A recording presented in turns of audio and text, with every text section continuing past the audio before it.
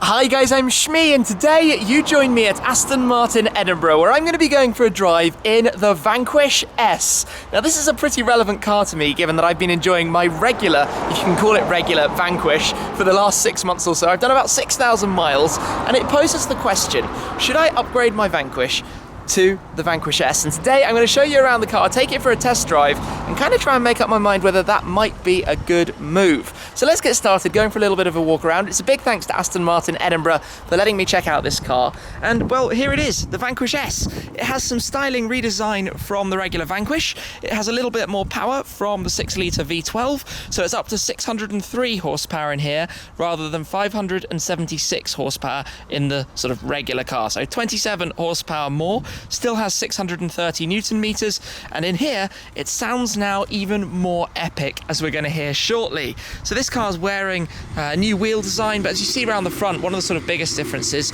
is this enlarged front carbon fibre splitter and the accent pack. So this car's painted in China grey, which is this sort of almost primer-esque regular grey colour, but with the Flugplatz blue highlights, it really sort of sets it off. We've got a nice specification with carbon fibre front grille, lots of carbon options, the front vents you can see for the cooling on the engine. The new wheels, the carbon of the side skirts, the strakes here on the doors, the mirrors, the mirror arms, basically everything, even the carbon fibre roof, which is really nice on the coupe. So you can have coupe or volante of the Vanquish S, just like you could with the previous generation car. It has the third generation Touchtronic 8-speed ZF gearbox. 0 to 62 miles an hour is down from 3.6 to 3.5. Top speed still remains just a touch over 200 miles an hour in the coupe. But around the back, well, apart from the obvious, the Vanquish S lettering that you have here on the deck lid, and you still have this sort of spoiler integrated into that for airflow through here, which is one of my sort of favourite features about the Vanquish. You have a new look to the diffuser. It is significantly more aggressive with these fins, as you can see, and you now have quad tailpipes surrounded by this sort of accent pack around here at the back. So it was just two, one on each side on the previous Vanquish, and mark my words for it, that sounds mental. The Vanquish S is a loud and awesome, angry sounding car. And I've got the valet key here. You also have the glass key option, as Astons are famed for. We have the swan doors, and inside is all very similar to before. A couple of new options, so you've got new kind of quilting, which makes this nice insert here on the door, also on the seats. This is really cool. I think it's called Philograph, where you have this sort of different design all around the seats, but otherwise mostly familiar, I guess just slightly refined. We've got this sort of raw chopped carbon fibre finish. I'm personally unsure about that. My car, being the Carbon Edition Vanquish, has the nice sort of twill design carbon fibre, which I prefer. But I'm going to grab the key here and pop it in here, because it's time to hear this.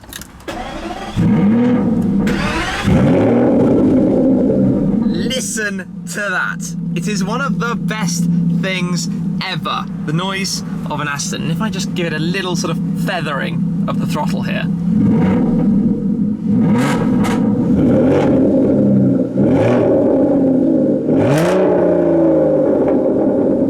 2,500 RPM should not sound that good in any car. It's ridiculous how good this is. It's massively louder than mine as a stock car, and angrier. But if I just open up the engine bay, which I do with the lever down here, he says reaching through, there we go.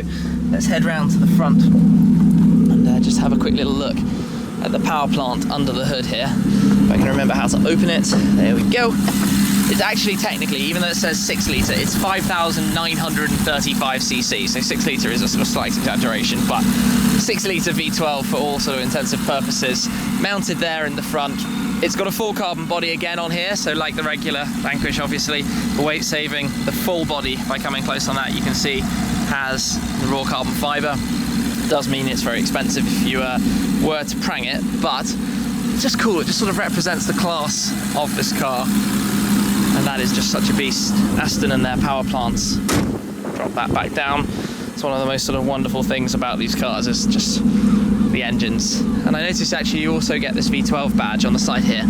That's new from the previous gen, I guess if you could call it that car. So the Vanquish S is almost perhaps the swan song to this generation of Aston Martin supercar. It's just a sort of perfect Grand Tourer. You've got a decent amount of luggage space back here. Even in the Volante you've got lots of space, but it kind of goes all the way back in if you want that, and you've got more than enough room to put in lots of luggage for a road trip. 2+2 configuration. The back seats aren't necessarily the most practical in the world. Step back in. Not really going to get somebody back there. It's more for sort of tiny children or putting more stuff. But you've got the nice Vanquish S embroidery on the headrests. Anyway, the car is getting a little bit warmer. Just one more little opportunity to hear it.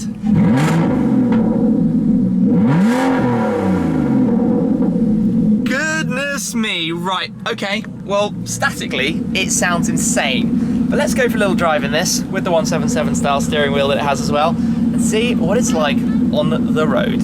Let's rewind this a little bit to talk firstly about my car, my Vanquish Volante, which is a carbon edition. So it's a car that's about 2 years old, 2 and a bit years old. It's done, I think, about 13,000 miles now, and to be completely honest with you, I am about to sell it because I bought it for a purpose and it has now sort of completed that purpose. I took it on a couple of adventures, a couple of trips. It's been around Europe lots, and I've used it very much through the summer season as I kind of intended to and as I planned. But here's the thing.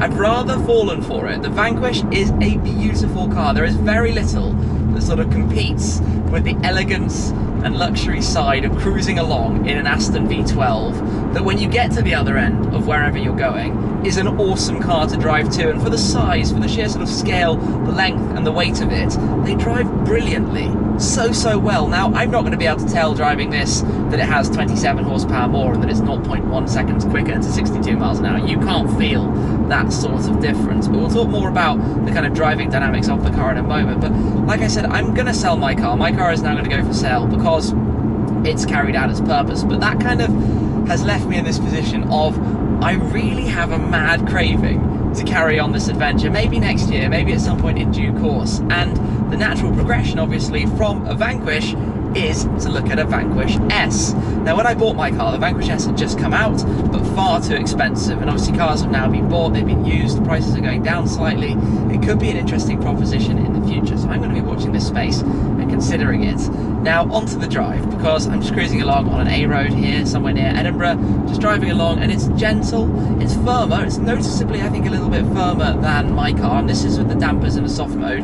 You have a button on the steering wheel to firm them up even more, if you want adaptive damping in sport mode, but we'll drive along in gentle for the moment. You've got on the other side the sport button, same as on regular Vanquish, which will control the throttle response, the valves. And the valves is the big thing about this car. It is noisy. So just driving along like this, I'm in manual on the pedals. You can press D on the dash and it will go into automatic and go up a few more gears. 8-speed ZF box is brilliant. We know it, we love it. It's featured in many cars now. But in sport mode, it will go a little bit lower and you'll get a little bit more noise out of it, or you can pull the paddles. And my favourite thing, about the Astons is when you pull a paddle, it stays in manual. So many cars will revert back to automatic, but in this you've actually got to press that to put it back. And then you start to get some of this, and it's much the same noise, it's much the same engine note as in the regular car, but it's more of it. And my car has the valves actually open, so it's permanent noise, whereas in here it's significantly louder than the regular Vanquish is if you have it valved. Sorry, that's a bit confusing. But listen to that, it's just glorious. It really is one of the very best noises of any car ever. An Aston Martin V12, a naturally aspirated, big front-engined lump, just gives you this sort of sense of, I don't know, just awesomeness.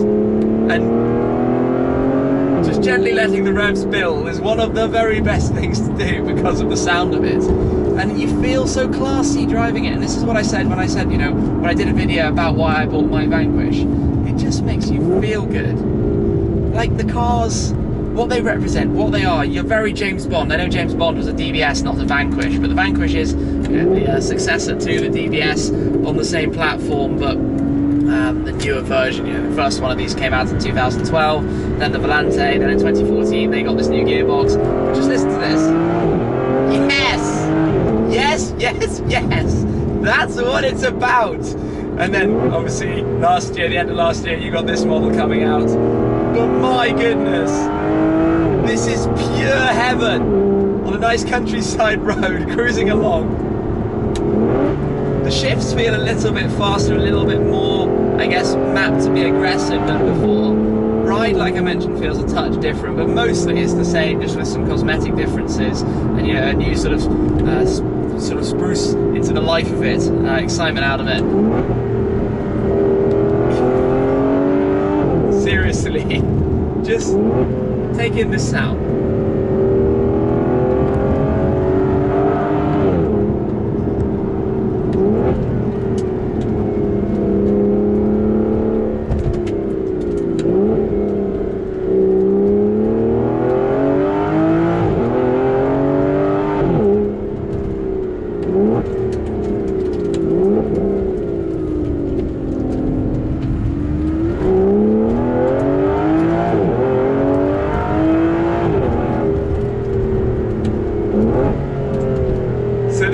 Proper exploring of the countryside. Look at the view in front of me. If you look past the electricity pylons, that is. It's just heavenly. Oh boy. I think I'm going to find it very hard not to want to acquire one of these in due course. I mean, a nicely spec'd Vanquish Coupe, Vanquish S Coupe, you're talking about £230,000. So it's about £70,000 less than an 812 Superfast, but it's obviously still quite a lot of money. And with presumably a new Vanquish successor coming at some point, it doesn't actually have the longest lifespan, which will mean there aren't going to be very many of them. I doubt many of these will be built, so it's always going to be quite a rare and special car, and to my mind it's just one of the most beautiful. This is...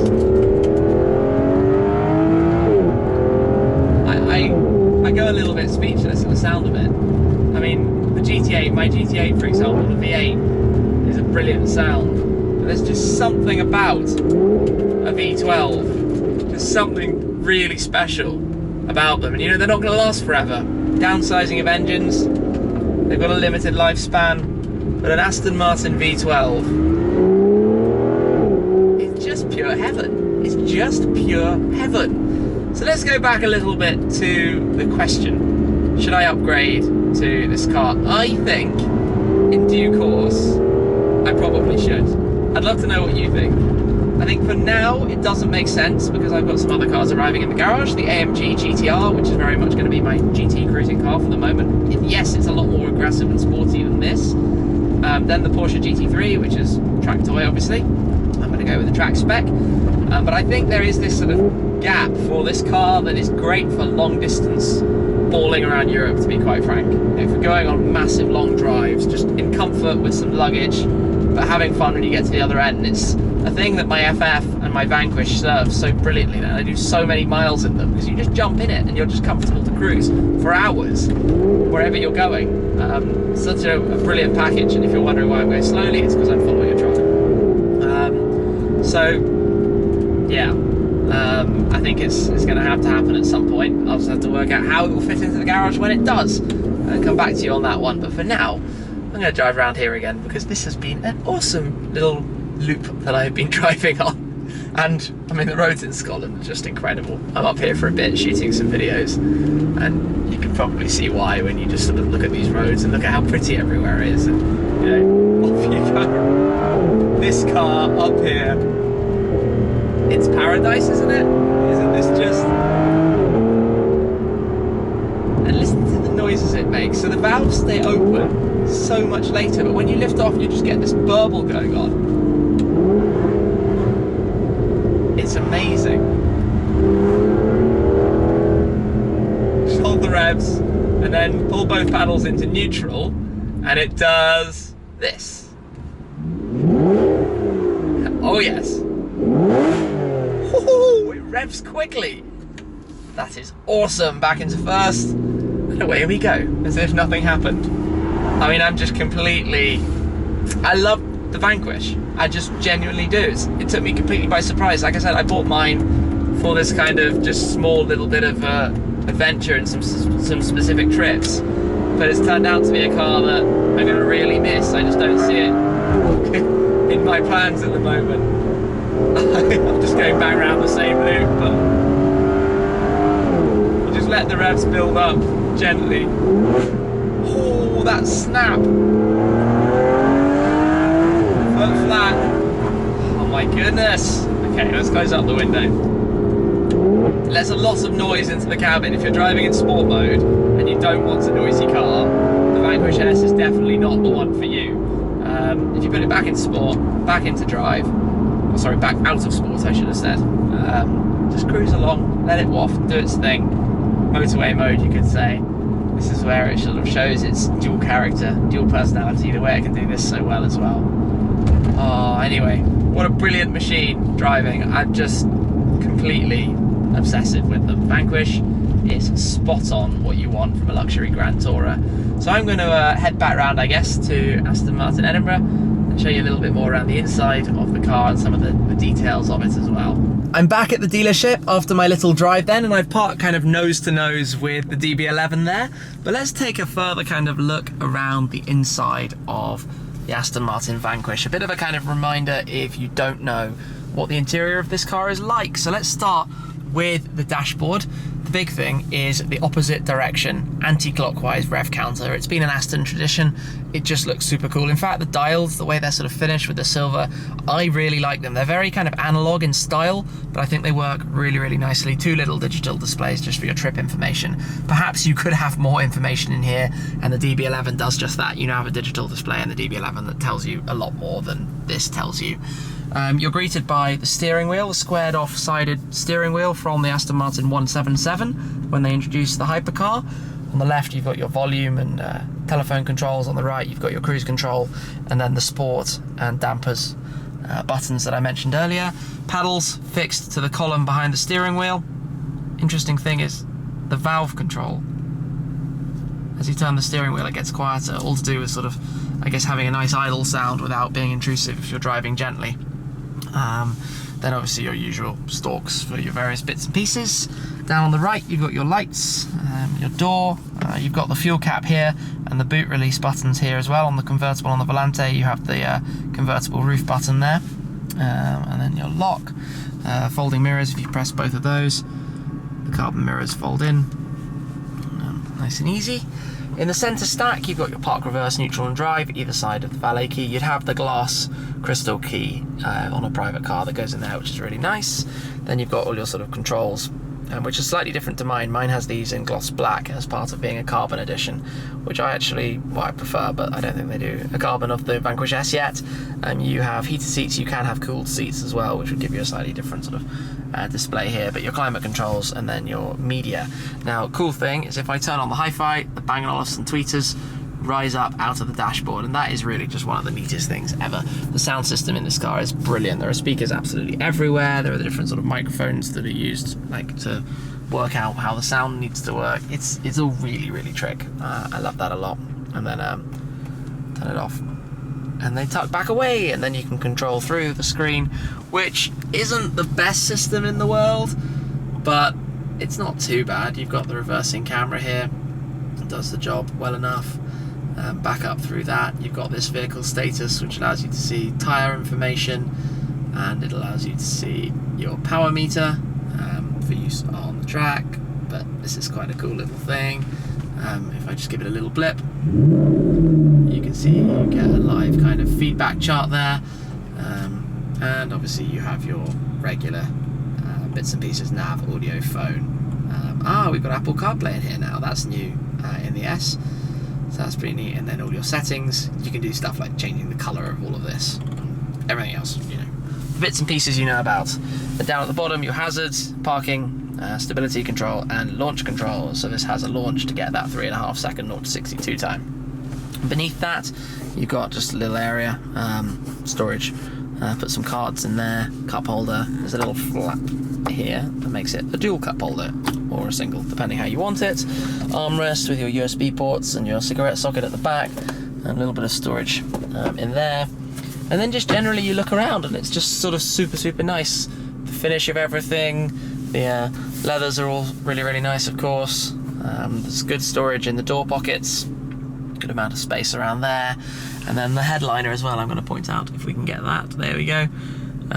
It's really cool having the stitched headliner like this, with this pattern all over it, and then Alcantara around the rest, and the pillars too. So all fairly self-explanatory. Your seat controls are here in the middle, if you didn't know, by the way. They're not on the right like they normally are, they're on the inside, with your memory, your lumbar support, and your ability to move everything around however you see fit. So let's go back to silence, which does sound extraordinarily weird. The central screen folds away, giving us that kind of clean finish look on the waterfall. This whole sort of interface has always been called the waterfall, the way it comes down towards the center console.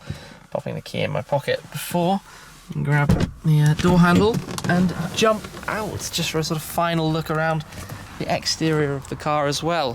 Surrounded here by plenty of other nice Aston Martins, and I spotted another GT8 lurking just there for sale inside, but it's a good looking car to my eyes.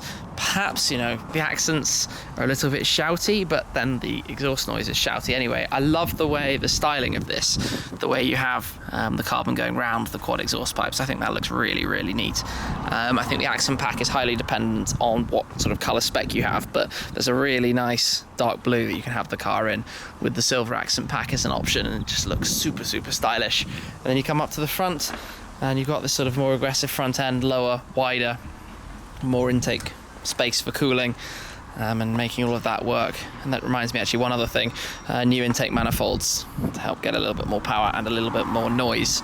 But generally speaking, it's a beast. I think it's the sort of only natural successor to my Vanquish, probably in Volante form.